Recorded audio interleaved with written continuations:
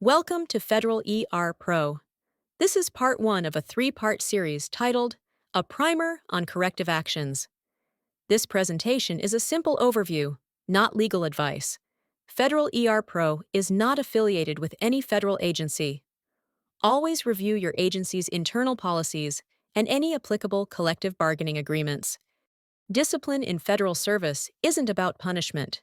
It's about correction and upholding the trust placed in public servants. Merit System Principle 4 reminds us that public service is a public trust. Federal employees must respect the Constitution, the law, and ethical standards. An agency's mission depends on public confidence in its workforce.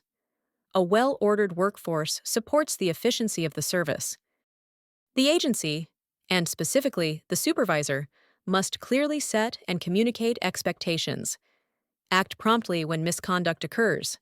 Document facts accurately and objectively. And consult with employee relations when needed.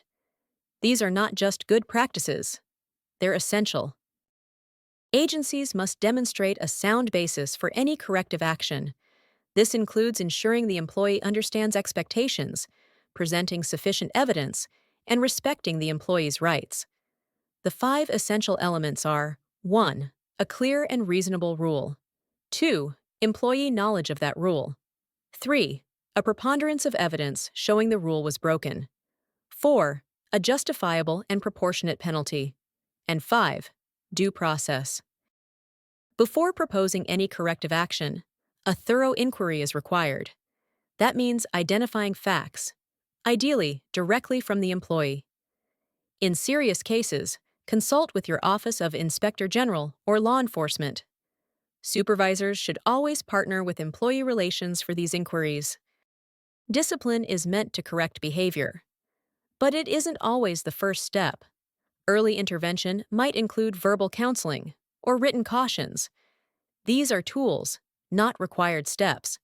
And serious misconduct can justify significant action, including removal, even on a first offense. When appropriate, supervisors can use informal corrective tools. These include verbal counseling, written admonishments or warnings, and alternative discipline, like community service. These steps aren't considered prior penalties, but they can serve as formal notice that expectations must be met. Also, alternative discipline may count as a prior penalty if designated as such. Always check your agency's policy and CBAs. Some may treat warnings as formal discipline. All penalties must be reasonable, based on evidence, and consistent with penalties issued for similar misconduct.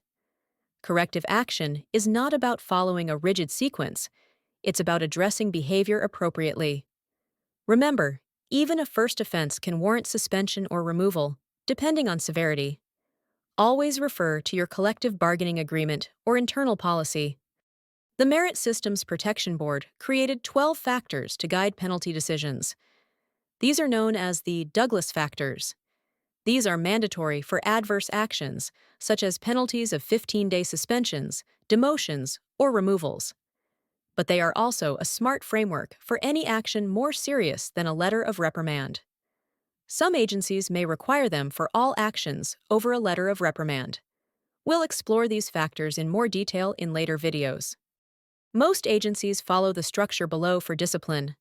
A letter of reprimand is a written notice of misconduct, filed for a defined period. A suspension denies pay and work for a set time. A demotion places the employee in a lower grade or pay level. And a removal ends federal employment. Again, always verify your agency's structure and terminology.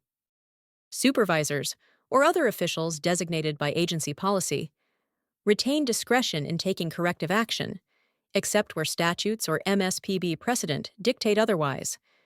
That's why consultation is critical. It ensures proportionality, consistency, and legal sufficiency. Remember, penalty tables are reference tools. They guide decision-making, not mandate outcomes. Also, some agencies have done away with penalty tables or guides entirely.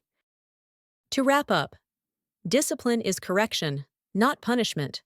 Thorough inquiries must come before action.